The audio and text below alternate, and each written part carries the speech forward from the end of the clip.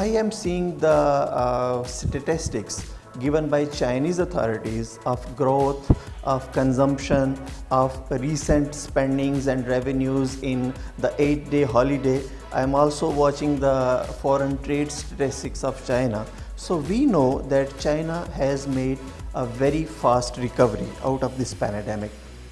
Coming to this statement of IMF chief economist Ms. Geeta Gopinath, she is very right in mentioning that if you remove China from the current scenario of global growth, the world is actually going into negative growth. So China is right now serving as the engine of global growth. We must be very clear about that.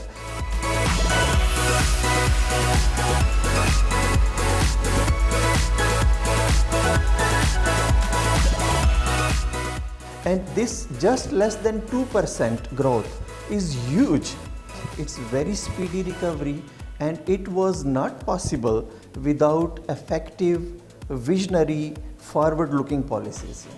My point is that the outlook for China is that now everybody is going to benefit from the fruits of development.